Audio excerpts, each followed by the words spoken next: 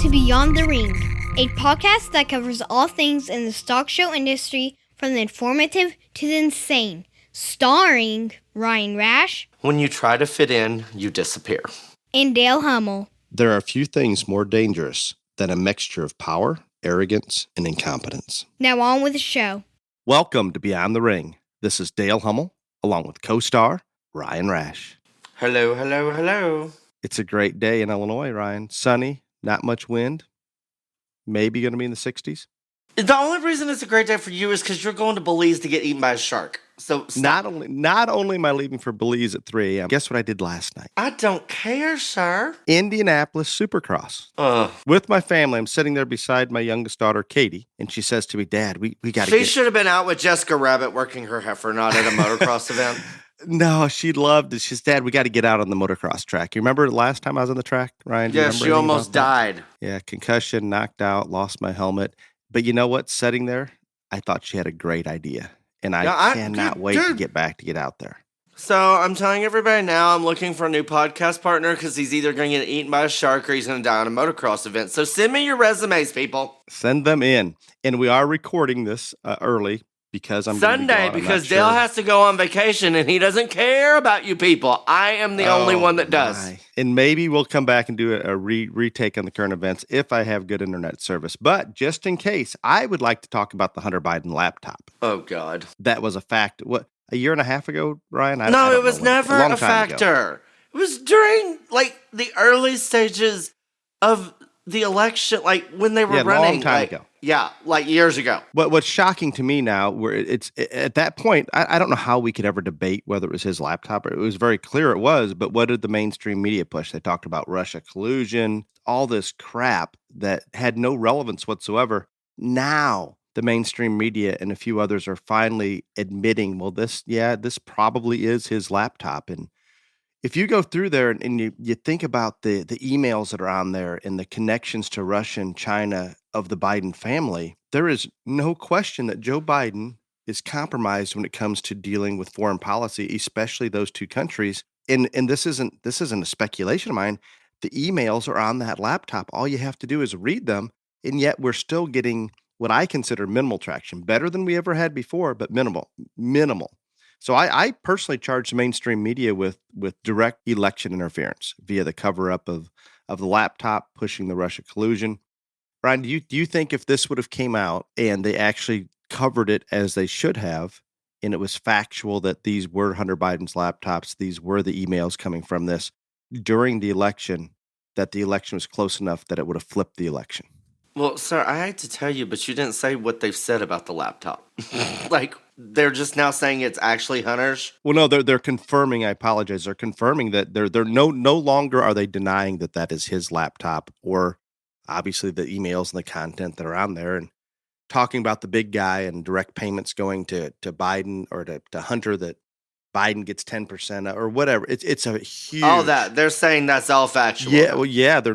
I'm not saying they're coming out and talking about it, but they're no longer. Let's say they're no longer denying it. How's that? Well, it's no longer a Russia collusion. It's they've accepted that that's his laptop and those are his email, but they don't want to talk about it, even though it's very damning. Well, here's the thing. This was with Hillary's emails and the server and all this other stuff. The reason that they weren't going to talk about this, they weren't going to take a chance that this might affect the outcome. When Comey reopened the investigation and all this other stuff, and because of that Wiener man's laptop in New York. But these people do not need computers, I've decided. But anyhow. No, they don't. They do not. But the way, just the fact that Hunter walking into, I don't know what it was. I don't know why he even took the computers to the place to get them worked on, or how could you? Crack kills, Dale. I'm just telling you, crack kills. You nailed it. You explained it, because there is no other explanation. And then he left it there for 6 months or something, and so finally, he never came back and picked it up. Never. That's how this man turned it over to the feds, because he never came and picked it up. Exactly. The ignorance involved in that is unbelievable. And that is what the president of the United States has said on the record multiple times is the smartest man he knows. Hunter Yeah, said that. The smartest. There's the perfect example. The smartest the one we know. smartest man he knows. Mm-hmm. I'm still very angry about the Biden administration redirecting the inflation to Putin inflation. And I just heard, and I think this was yesterday, the White House is now warning us, Ryan. They're warning us, and you need to be aware of this. You're closer than I, that there's going to be a surge at the border. We're worried about a bunch of illegals coming across the border. They are just trying to put anything out there other than the war in Ukraine. I don't know, but what I think they're doing with that one, obviously, they ain't gonna make it to Crockett, Texas, and I ain't here anyway. So I'm not concerned. I mean, yes, it is a problem, and they need to fix it, and they're not going to. But so in 2021, 1.2 million illegals came across that border, not with their passports either, not with a work visa, not with anything. Actually, I've worked with a company now about getting TN. You just hired one. A TN visa where the people that are coming in legally to work, they have more restrictions and they're penalizing the people that are trying to come legally. Does that make any sense whatsoever? I think we're going to need to see documentation to make sure this is an illegal alien, sir. You may be it's perfectly legal. I will get you documentation.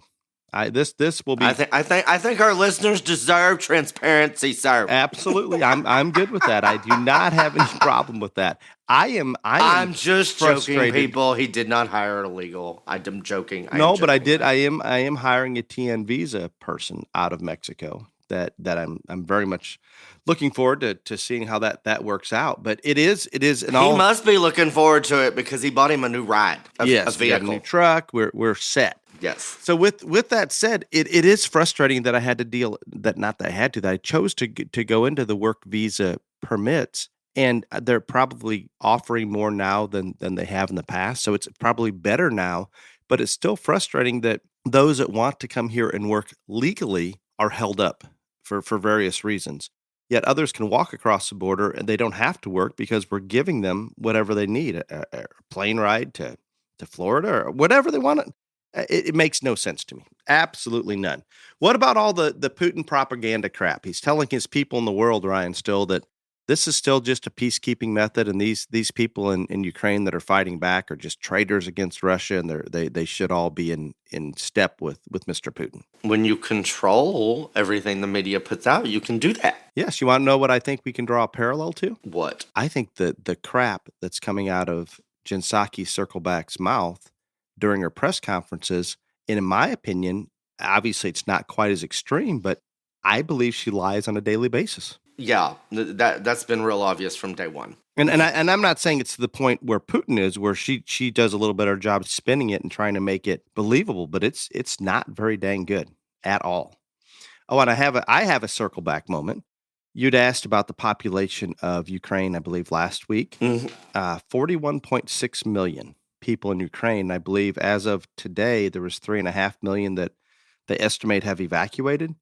There's still a lot of people there, Ryan. I was like you. I thought a good portion of the population had left, but obviously we're talking about the vast majority of the population is still there. Less than, like 10% has left, basically, if you go by those numbers. Would you not assume that it would be much higher? I am not going to lie. I would have left as soon as the Olympics were over, because I would have known. You would not be allowed. Remember, we can't leave if you're between 18 and 60 or something like that. Yeah, well, I'm just saying. You can't go the transgender route and try to take that. No way. It does not work. Speaking of that, with the exception of Caitlyn Jenner and you. Sir, I am not a transgender. I know I am a man. I'm just a very fabulous man. You're very clearly that. So with that said, you and Caitlyn Jenner are the only two maybe coming out against, I assume, and I don't remember if I've talked to you, but I believe so, about Leah Thomas, our biological male that's now beating the shit out of all the women swimmers in the collegiate national championship. That still has testicles. Yeah, so there's a big movement right now by the LGBTRZ community, whatever that is. Don't listen to those people; they're crazy. Yes, no, they're trying to defend her. Oh. Caitlyn Jenner wants nothing. She says this is bad. This is ridiculous. That is an amazing situation. I'm gonna be real honest. I don't care what you want to be in life. Be whatever you want to be. If you think that you were a man and born as a woman, I don't care. Do you? But seriously, if you have any logical thinking process whatsoever at all, If you were biologically and physically born a male and then transgender into a female,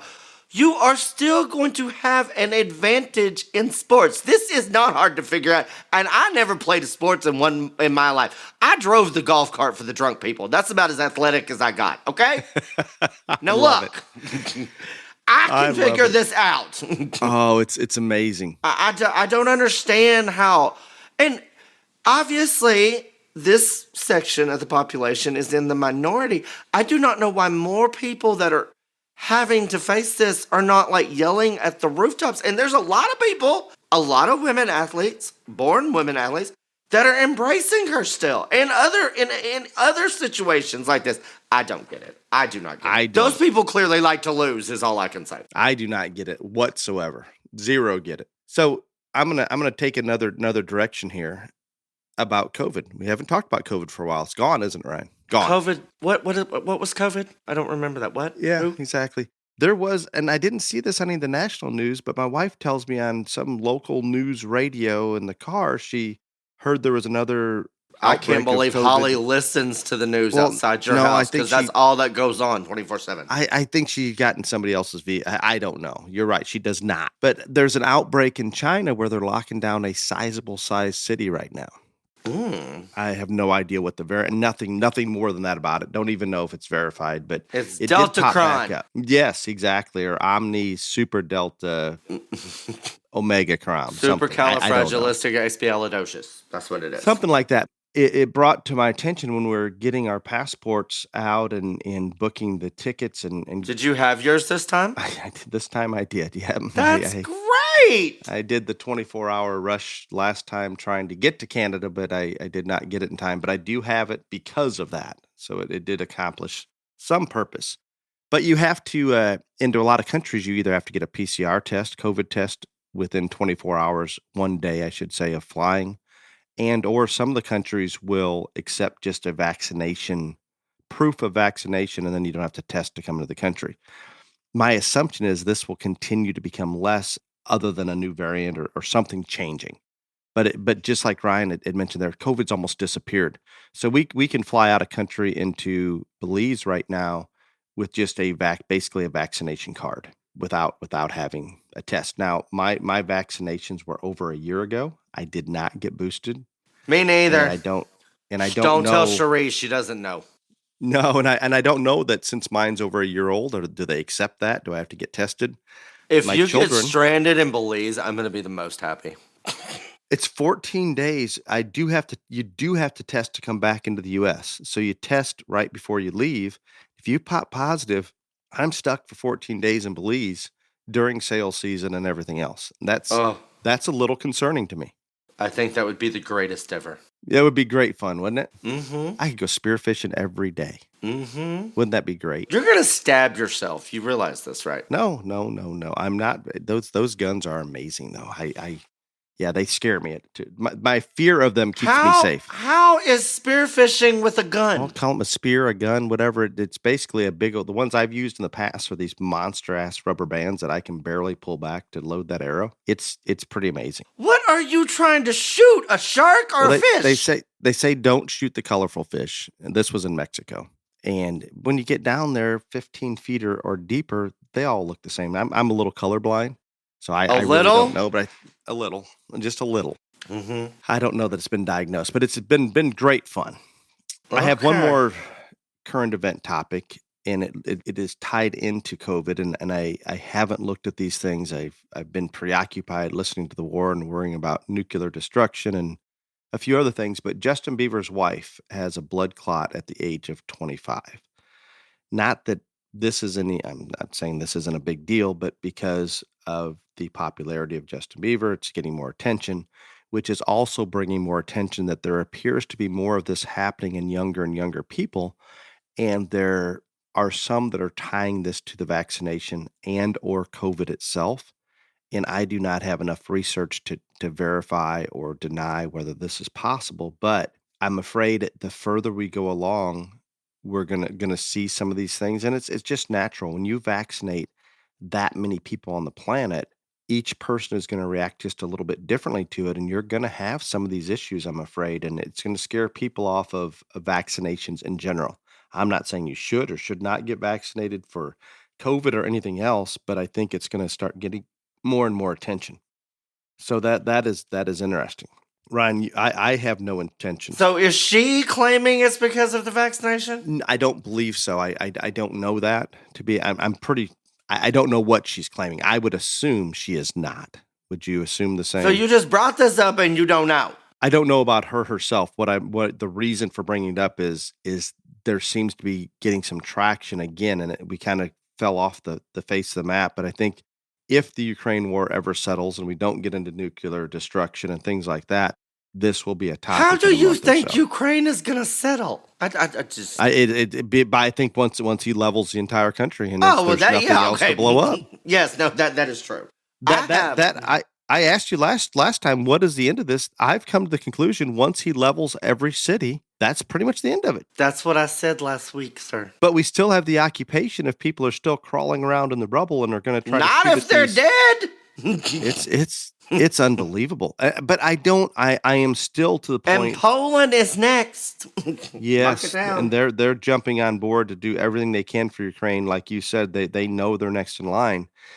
I'm telling you, I don't have an answer for it, and we should never. The answer is we should not have been in this situation to begin with. And the only true sure way that I have to prevent these things in the future is sounds crazy, but energy independence makes a very large difference. Period. Well, I have something to bring. It's not really a current event, but it's a funny story. So anyway, was that Houston, whatever, and family that I used to help with steers coming up, and they asked me about steers and all this other stuff, and like, what did I think it would take to find a steer?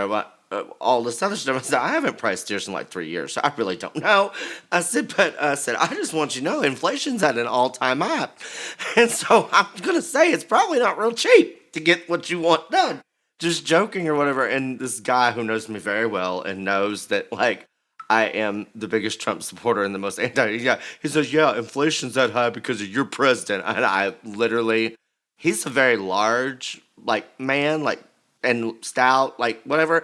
And I was like, I will hurt you, sir. That's not. It's like, you may be tough. I mean. But yeah, I thought that was real funny. Well, that is. I have a promotional idea for the BTR JLA. Oh, Jesus Christ. Yep. I thought of this when this Justin Bieber wife came on board. I had a couple people contact my wife and I. Justin Bieber has a couple Savannah cats, the exotic cats that we raise. You signed a non-disclosure agreement. You can't talk about that. I am not talking about that. I said he has a couple cats. Mm-hmm. Well, anyway, they must be up for sale. And just like, remember that gorilla shirt you wore when we announced the BTJLA? And I think it was I don't know, Oklahoma? I don't know where we were. No, we're in Andrews, Texas. Andrews. Okay. Andrews. So you had that gorilla shirt, one of those expensive shirts. That damn thing was looking at me off your shoulder. Since you wore that live on air, and it is one of those shirts, if you were to sign that shirt and put it up for auction, just like these Justin Bieber cats, they're worth more now that he owned them. The fact that you own that shirt, we could generate thousands. The gorilla shirt auction. The gorilla shirt auction. Okay. Would Sheree be okay with this? I don't care. I only wore it because she bought it for me. I don't think anybody wants to buy that shirt because I don't find it attractive. I bet there is. I bet there would be somebody. Well, if there is any interest in it, I will be more than happy to sign the gorilla shirt and put it up for auction. That's not a problem. I love it whatsoever at all. I love it. Anything else on current event side? No, because I'm very angry with you because you and your spearfishing and your shark hunting and all this other stuff. So I can't give it to BTRJLA Top 10 because we don't update till Monday and today's Sunday. So you've ruined 10 people getting their name called out because you're selfish and want to go on vacation with your family to shoot fish in the water. You're a terrible man. Yeah, I'm not denying. I apologize for that. I think I have an update. Oh, Lord. While at the OYE of things during the Champion Drive, I had the privilege of meeting and getting my picture taken with Jackson King. You know who Jackson King from Mississippi is? Poor Jackson. Why would he want your picture taken with Jackson's, you? I believe, and I may get this wrong, a 9-10-year-old, very young showman. And he is currently the BTRJLA all around points leader. Yes, that is correct. And maybe not this week, but as of last week or the last update, he was the points leader. That's pretty impressive for a young kid. I'm assuming those leaders, Ryan, obviously in some of the southern states that are showing more in multiple species. Oh yeah, I mean, like, of course, Arizona had 9 million shows. California's having shows. Texas has had 9 million shows. Mississippi had all their district and the Jackson of it all. So yeah, I mean, the southern states are going to have an advantage right now because everything up north was frozen there for a while. That's just y'all's weather, so y'all don't show as much. But everybody's going to get their chance because, like, literally, I'm not kidding you. We get 5 new sanctioning shows a day. I mean, the girls that do the website don't like me anymore. They hardly talk to me at Houston. I love it. We used to be drinking buddies, and now they're like, we don't like you. You work us too hard. But Reagan and Corley, I still love you, and I appreciate all that you do. But, I mean, we get new members. And that's one thing that I also want to, like, reiterate. We're still getting new members every single day. I know you think it's almost April, and, I don't have a chance, and all this other stuff. You can only count your highest 10 shows, people.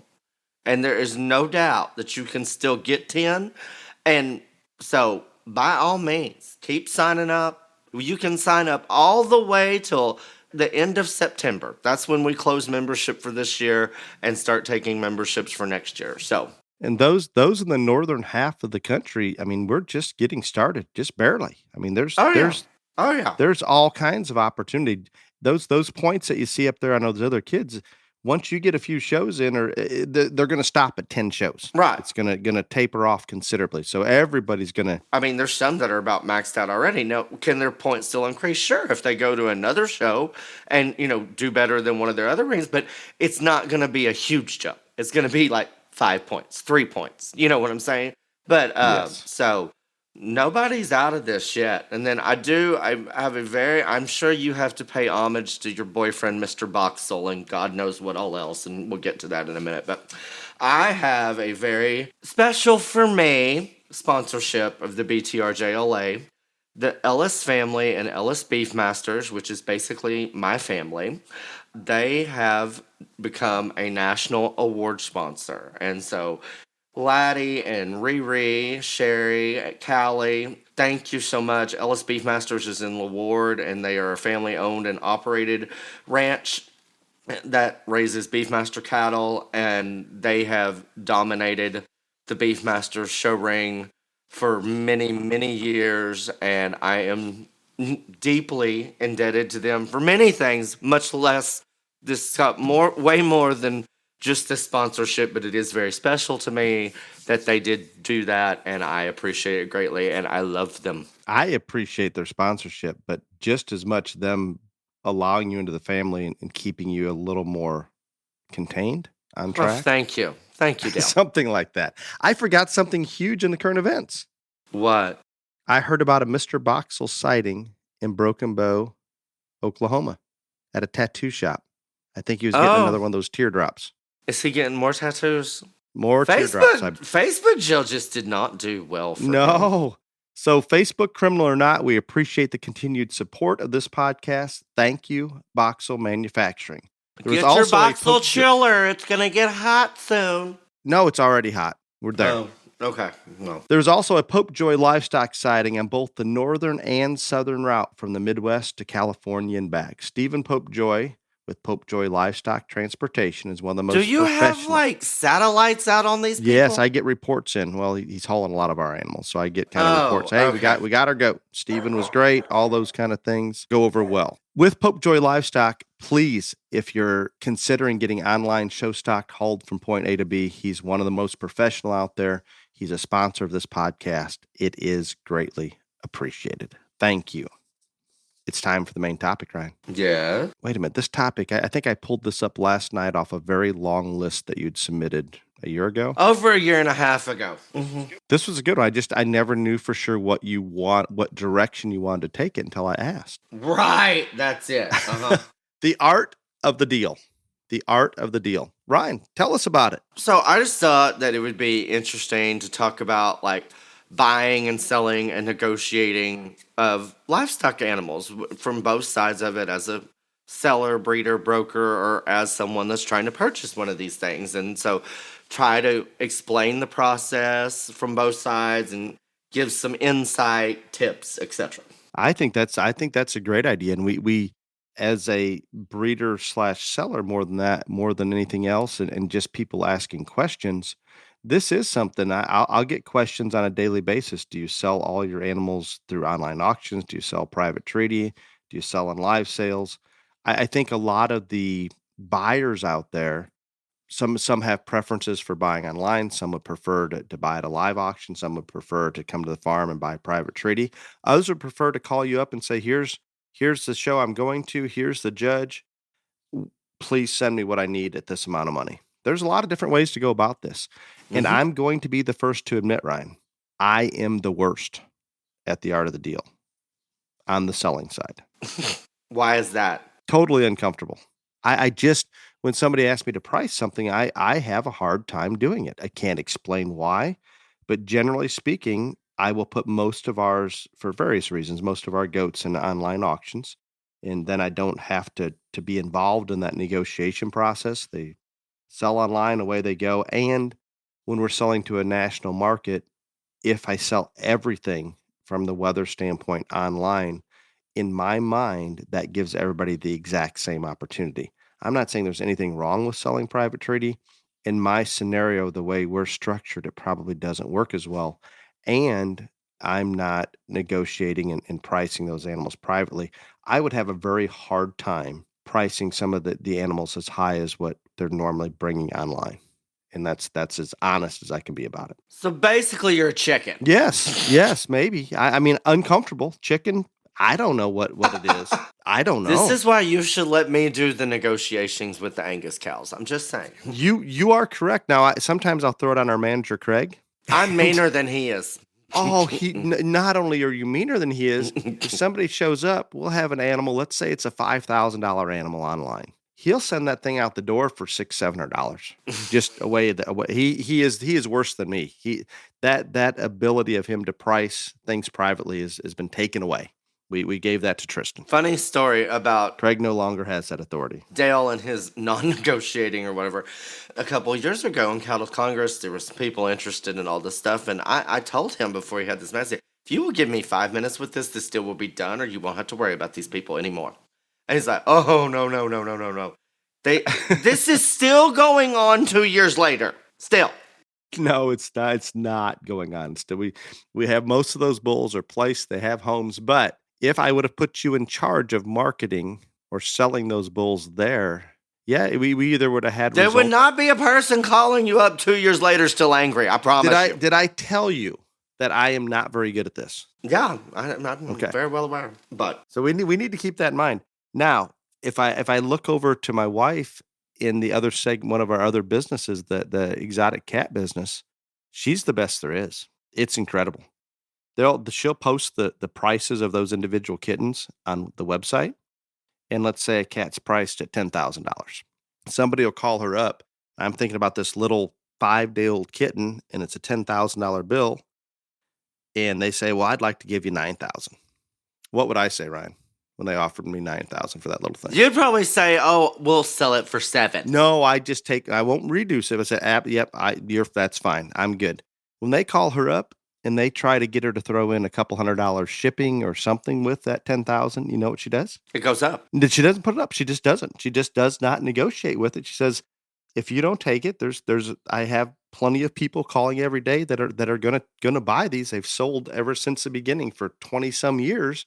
We've never had one that hasn't sold. So she doesn't move that price for the most part, and they sell. I think, wow, that's a lot of money for a little bitty kitten. I am thrilled to get $9,000 for it, but we do much better as a family when she's in charge of that marketing. I am the worst. Maybe a little better on the buying side. I love to haggle for that dollar trinket in Mexico that I can get bought for $0.25. But on the selling side, not so much. I knew I liked Holly for a reason. Now I'm even more. But I think from, like, if you're the purchaser and Obviously, if it's an online auction, all you're going to do is, tap on your keyboard and all this other stuff. But like, and if it's a live auction, you're going to put your hand in the air. But anyway, I'm talking about like one-on-one negotiations with these people and stuff like that. I think. So time out. So when What? you're having that one-on-one negotiation, Hmm. whether you're buying or selling that, Ryan, do you not feel very uncomfortable? No, doesn't bother me at all.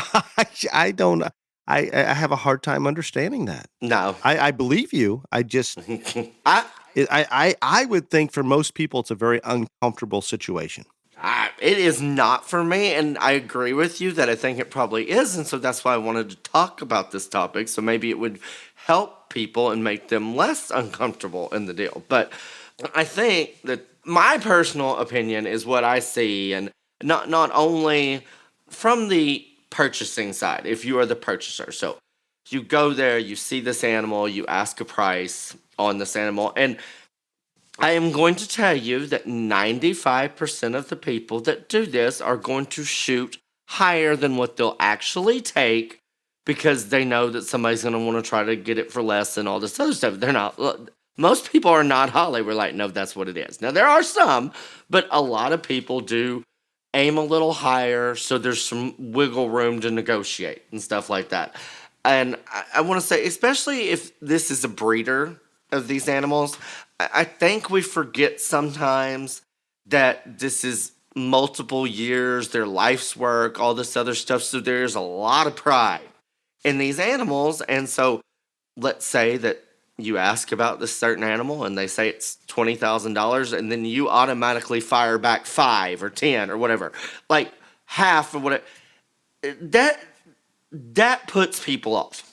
And so, yes, I think that you should always try to get the best price that you can. And I think that people do bake in the cake some negotiating, but you want to do everything in your power to make this go well so you can get this animal. And I think the worst thing you can do is automatically just like said, reduce it by, oh, well, I'll give you half of what you want for it. Because it never works that way. It doesn't. So when you're out there buying steers to broker, you usually have in your situation, when you were buying steers, you're buying a steer for a specific family rather than Correct. gathering up 20 steers and sorting it out No, later. yeah, I never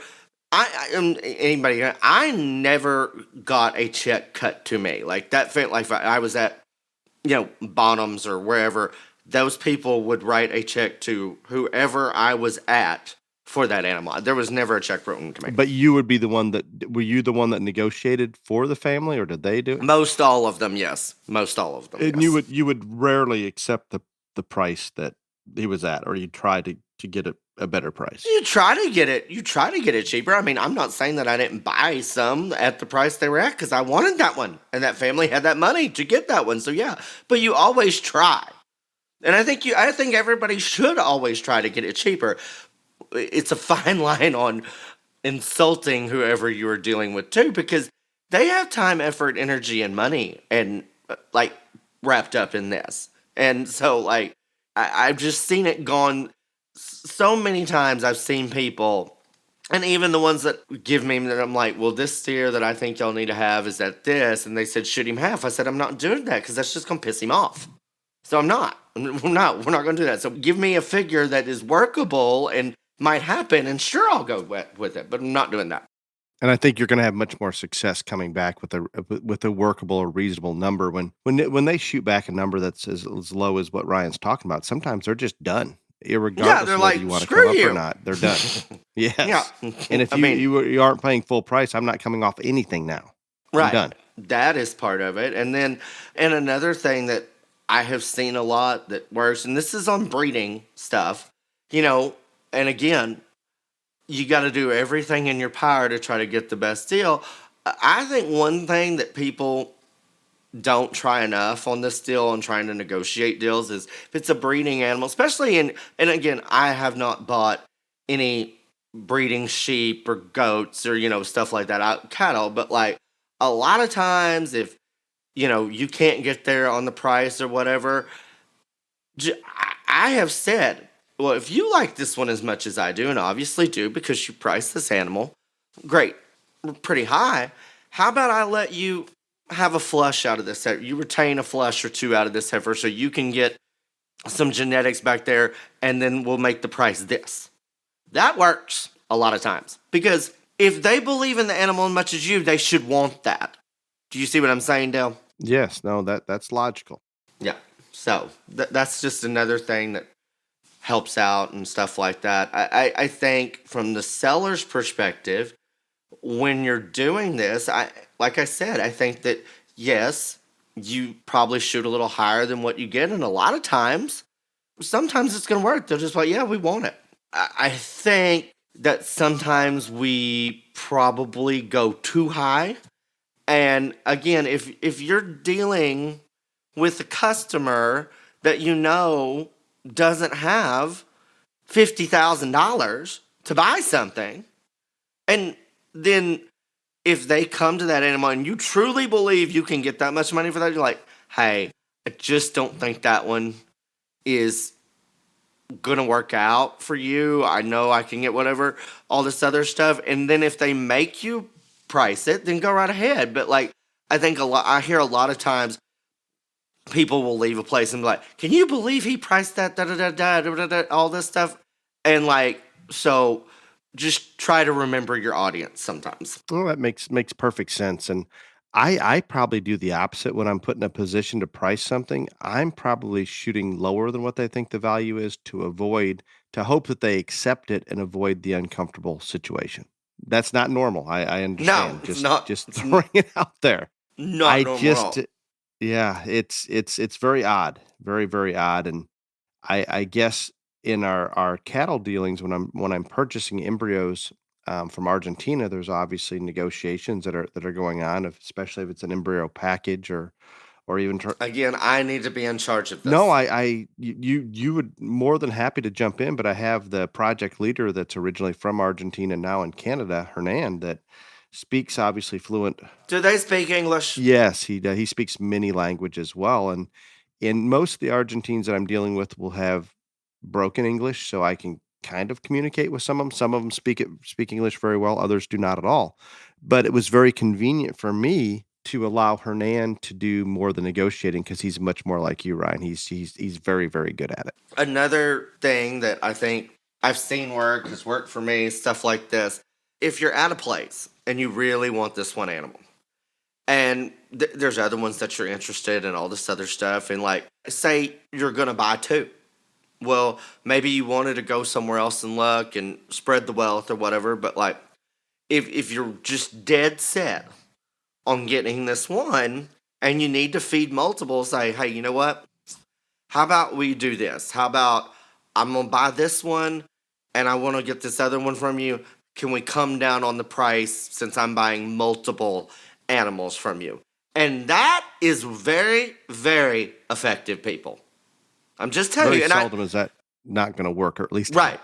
Yeah, because now it's two instead of one, and I'm telling you, it's very. And I'm not saying that everybody's in that situation that they're going to buy multiples, but if you are, and there's something, I'm not saying just buy one that you don't like, but if there's another one there that you would consider, would like to feed all this other stuff, and you are dead set, this other one is the one I have to have, I would try that tactic. Say, hey, how about if I buy two, can we come down here and get to this figure since I'm buying multiples from you? That makes perfect sense. And I'm gonna use my selling background. This was such a good topic a year and a half ago, Dan. It was. Okay, I've got something to add to that, and I didn't know I was gonna have very much of this. So from a seller's perspective, I have found, and this is gonna be different with each breeder, but if a family calls me up and says, hey, we need a doe for such and such show. We'd like to try to succeed at the show, and maybe we're going to sell her afterwards or retain her to breed within our own operation or whatever that is. Just kind of clearly define what your goals are, as much information as you can get me. And then they say, we have X amount to spend. I have $3,000 budget or whatever it may be. When they call up and do that, some of the does that we do sell privately, more times than not, when they've been very professional, very respectful of your time, all of those things, and clearly defined what their goal is and put it upon me to find them something, I am normally going to overshoot what they could have probably purchased otherwise. And again, we do sell all of our wethers through online sales, but occasionally we'll sell a doe or something off age in this manner.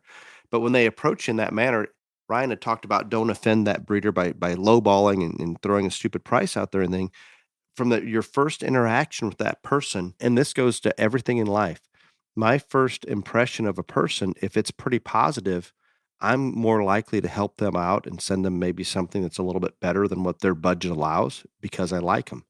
And the Ryan, and this is going to go way sideways on topic, but just in life in general, those first responses, if I get a text from a total stranger and I respond back in a relatively short period of time and it's very professional and very polite and I treat them as an equal and give them the time they so deserve as a breeder and somebody looking to purchase, that's usually a very, very good first impression. It seems to work out well. And it goes the other way also.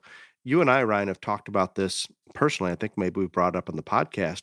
Let's relate it to livestock judging and those collegiate kids or high school kids giving reasons. When they come in, if they come in with personality, a likable personality, and are dressed appropriately, they're professional, everything hits you in a positive manner, they're starting out probably higher with a higher score. As long as they don't say anything wrong, they're probably going to get along pretty well.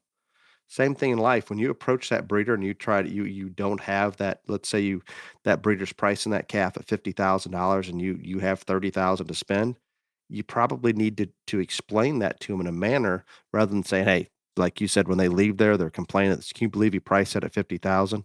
No, take the approach. This is all the budget we have. We want to accomplish this.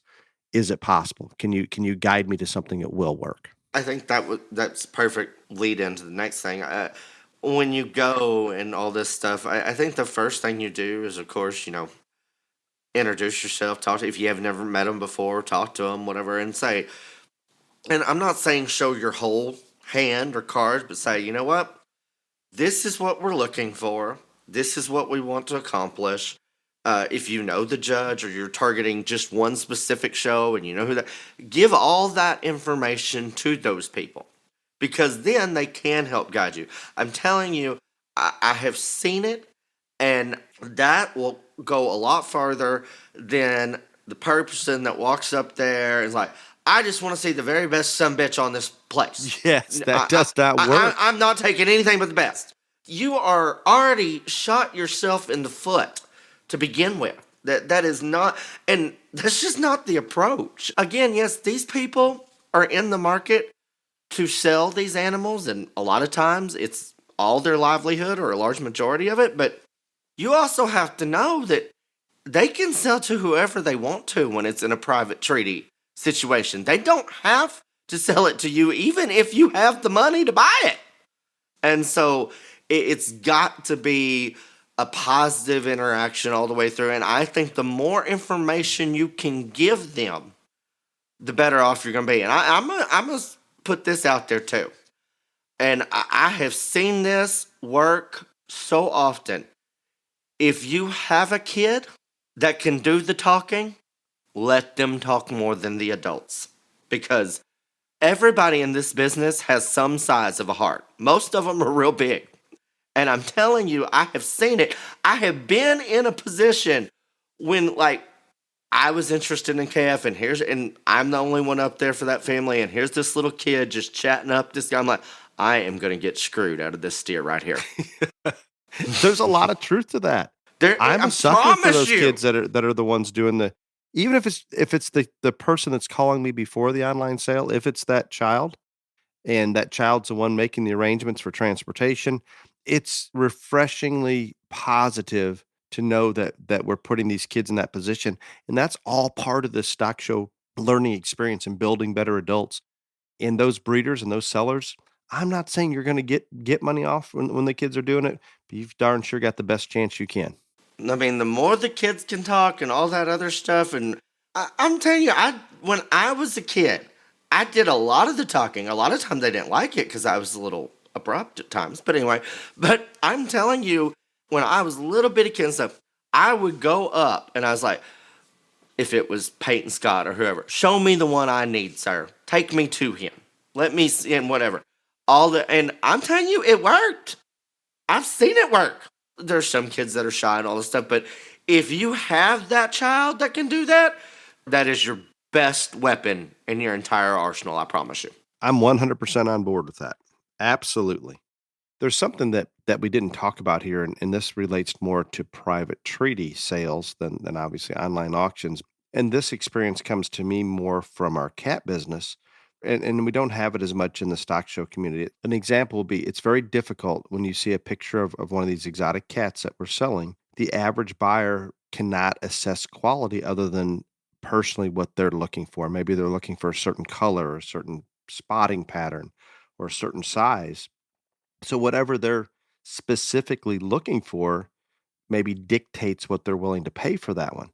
I do know that if we would price our kittens extremely low, we would lose some of our clients. Why, Ryan? Tell me, by all means. If we were to price those cats that we're selling at $10,000, maybe at $1,000, that upper tier of the market would assume that those are priced lower. Oh, they're not than the worthy. average. I get what you're saying. Yeah. Yeah. Sometimes price dictates quality. I've used the example before when I go to buy vitamins or something in Walmart or wherever. I go and buy the fancier bottle with the higher price, assuming that vitamin's manufactured better, when all reality, it may be manufactured in the same plant that the vitamin right next to it at half the price is. So when we don't know, it's hard, but be careful because sometimes we get caught up in the fact that price dictates quality. And we certainly hope that's correct when it comes to Jessica Rabbit, by the way, Ryan. We should have negotiated there. We were in a live auction. We had no negotiating power. No, I just told you if you didn't buy that one, I was going to find somebody else to buy it. So, I mean, there was Yes, no you did. negotiating. But I know most of these people say, come by anytime, all this other stuff, do that. Almost everybody is open to anybody showing up anytime. I would always suggest calling that person, saying, hey, we're interested in looking at your stuff. These are the time frames that work for us. Is there's one better that works for you? Because these people are busy. And yes, they will let you come anytime, but that's a first impression. Like, this person called me up, interested, but they want me to be able to give them the attention they deserve. And I think that's a big thing that goes a long ways right there. And sure, if you're 15 minutes away and you're looking at another place or whatever, I'd still call and say, hey, I'm 60 miles from you. Do you mind if I run by there and look, etc.? But I think that's just a little thing that helps out. Yeah, and I hear this more so for some reason on the pig side of things, that the Texas and Oklahoma ag teachers or the groups will come up through the Midwest and not maybe as much as they used to, but they would just start in one state and just try to go from one farm to another. And it may be 11 o'clock at night that they're going to be in your area. You may not have gotten a phone call until just before they're getting there. I think that people that want to sell livestock will make it work and they'll usually try. And sometimes we'll get those calls just because they're in the area, and no problem. If we can't make it work, we just don't. And I feel bad if I have to tell somebody that we're just not available. But it's interesting. If you know you're going to be in that area and you have multiple stops, it's almost impossible to predict what time you're going to be there. But if you can call that seller and say, hey, I'm going to be in your area on the 15th. I don't know if it's going to be mid-morning or later in the afternoon, but I'll do my best to keep you updated. Is that a possibility? And that's going to be a lot better than calling and saying, hey, we're at your neighbor's. Can we come by? Not saying that doesn't work, and not try it if that's your only option. But the more heads up that you can give the breeders, I think the more appreciated it's going to be on that end. And consequently, maybe the better deal you're going to get on this if we talk about the art of the deal. Give them heads up, be professional, be polite. And I mean, I don't have a lot more to add, but I do want to tell a funny story. So we were at Houston, and my mom and James were in there. And so Bill Cody shows up, and we're sitting in the bar. And so he is the man that I got my champion steer at San Antonio from. And so he was talking about when John Ben and all of us were there buying at KF. It was a private treaty deal. And so John Ben used to do this all the time. And so Bill told him, John Ben, what he wanted for that calf. And John Ben shot him, I think, maybe 10,000 lower. And Bill's like, I don't know, whatever. And so John Ben comes up. Well, long story short, they're haggling over it. So John Ben finally says, look, we're going to flip for it. If I win, I get it at this price. If you win, you get it at that price. And Bill was talking about how he was young and just started out, and he really needed that calf. He needed it to be what he had to have for it. And he said, I was so scared. And I remember this. I was in the background. I literally said, you do realize we're buying this calf, regardless, over this flip. And she's like, just let Jumpin' do what Jumpin' does. It'll be fine. Of course, the flip happens and Bill wins, so we paid, and he got his checkbook out and wrote it. And it wasn't that he couldn't write the check for whatever. He just liked haggling. Like, he liked that. He loved that flip trick. Everybody, and there are people that are like that getting there is more fun for them than any of it. And so I just thought, I remember that story, and I remember that day. And there are people that are like that the negotiating and the art of the deal process is as much fun for them as actually putting the animal in the trailer and taking it home. Agreed. And I see this. Don't put me in that category though. I'm out. No, but out. Well, I think this was good, Ryan. I should have asked what you were getting at on the art of the deal a year ago, maybe. Yeah. And see, you were talking about your little kitty cats. I still think that you should let us do the topic Voodoo Angus, Pussycats, and Billy Goats and talk about all your animals, since, people do like to know about us still. And I have literally told them everything and more than what they want, but you still won't do it. So fine. I will commit to doing that. I don't know when. Once I get back from the after you've been eaten by a shark, fishing shark, all of those things. How about after I take a couple laps on the motocross track and get back settled into life, happy to do so. Right. So I will do that at some point. Let's go to question and answer. Are you ready? Oh joy, yes. Tori gives us the first question, and I don't think any of these are going to offend you. Is the only problem with question and answer today. I've been offended a lot lately, so let's hope not. Yeah, we're going to give you a break. I have a question that I didn't hear covered in your Ring Steward episode. We have had cattle in the past get rowdy and get loose from kids, even after passing a disposition screening. I'm not aware of the disposition screening. I've never heard of that before in my life. So I can see that if you have a calf that seems a little rowdy, maybe they're encouraging you not to show it. Would that be it? Or telling you can't, I assume. I have no idea. Kind of like a breed classification. You bring it, walk it through the ring, and if it doesn't lead or doesn't cooperate, you're out. Done. What is this the question about disposition? No, I'm only halfway through it. Oh. Should the ring steward step in to show the calf for the kid, or should it be pulled out of line and tied to the arena fence or gate or whatever it may be? So I'm just going to tell you from what I've experienced and stuff. Unfortunately, whether it's a goat or a sheep or a calf, obviously the pig is loose already. So, we're not talking about them, but she's specifically talking about a calf, I think, if I remember what she said at the start. I find that I don't think there's any good in tying it to the fence. Like, I don't know why you would do that, because that's not going to accomplish anything. In Texas, we have a rule, and if it gets loose 3 times, then it's dismissed. And I think that is a very good rule. And I think that there are people that can lend aid, help, and all this other stuff. There's a fine line in helping a junior exhibitor and then showing that animal for them when you were an adult, a ring steward, an intern, all this other stuff. Parents get angry when that other thing happens because their kid is out there showing their animal by themselves unassisted. And so helping catch the animal, get it back in line, all that other stuff, I think that's perfectly fine. Actually holding the animal for the child so it doesn't get away again, I think that's too far. That's my opinion on it. I like that, and I think it is a fine line, and that's good. I think you're going to have to look at things on an individual basis and be careful not to cross the fine line where you're actually showing it for the child. I'm all good with the help, and I'm sure every word is going to be just a little bit different. So everybody's going to have their own rules in place and what it should or should not be. I don't know. The next one is also a Ring Steward episode question, Ryan. This one comes from Jay. You talked about having cattle line up in a small ring in the same manner as in goats and sheep. I'm not familiar with these species. Could you explain how that would work? Thank you. My family really enjoys the podcast. Okay, I guess, is he talking about when we lead them off the other way? I believe so, yes. Yeah. We talked about that last episode.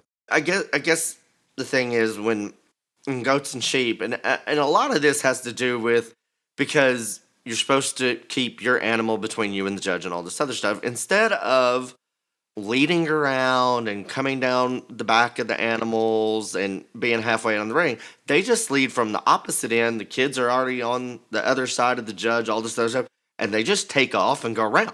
And you're already on the edge of the rail or fence or whatever it is in the ring, and it works very efficiently, and it would work that way in cows too if people would just listen. So Jay, if we're standing, if you've got those cattle pulled up to the fence and the judge is standing behind them, it's going to, instead of pulling off the left and spinning around and doing your turn and trying to do everything properly, which is traditional, I guess you would say, you're going to actually pull that animal as you're looking at them from behind. The animal to the right is just going to lead off and the others will follow in suit. And it takes up less ring space. It keeps them pushed to the outside. There's a lot of advantages to it, especially in a small ring. And I think even from an efficiency standpoint. Now, some judges, including myself, when we have the space, I appreciate the traditional way from the manner I can stand behind them and watch them go away from me a little bit easier in that situation. But there is no question that the convenience, and especially in a more crowded, smaller arena, this, what we call the sheep and goat method, seems to be very practical and very logical. The next question, Ryan, comes to us from Peyton. I am a new livestock judging coach, but I've never had the opportunity to judge myself as a kid. Is there any material or clinics or camps all you suggest for adults to learn? I have no idea. I think there are some of those, and maybe not specifically for this, but judging camps, I would say, not geared towards adults. I mean, there are lots of judging camps. I would think that most of the major universities put on judging camps almost every summer. I don't know about adults going to them. I think that it's probably doable. I think they're more geared for youth, but I don't see why they would have any problem letting an adult go through and learn, because like a lot of the showmanship camps, they allow the adults to be there and learn the process too and stuff like that. So I don't think it's a problem. I just don't know anyone that is targeted specifically for adults. No, and I think maybe the best approach, Peyton, and maybe you don't have this opportunity in your area, but if you can seek out, and I don't know if you're at the 4-H level or FFA level or what level you're at, but seek out somebody that is a contemporary within that same coaching realm that has had some success and some experience, and very politely approach them, say, hey, I'm new to this. I want to give the kids the best I can.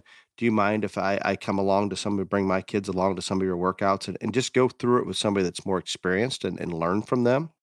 I think is maybe the best approach if that option is available. And I believe, Ryan, there's a lot of information. Our buddies at judgingpro.com, they put out quite a bit of information on Instagram, and I think he's got probably as much material resource as anybody out there. And maybe even we talk about some of the educational videos with CEV and some of the others. I'm sure there's some online things. I just don't know that you could ever grasp starting from zero online what you need to, where I think if you could travel along with another coach, I think it's going to come much easier. Agreed. Well, Ryan, good episode. I'm excited about going to spend some time with my family. I hope you're safe. It's been I don't know, you've been in Houston. While you're in Houston, I was at Houston, Austin, OYE, and you're now going to Austin? Yes, I am going to Austin today. And then we're pretty much concluding the Texas Majors OYE of things for this time of year. Yep. But jackpots are firing up all over the country, and we wish everybody safe travels. And between now and the next time you hear from us, be safe. Y'all come back now, you hear?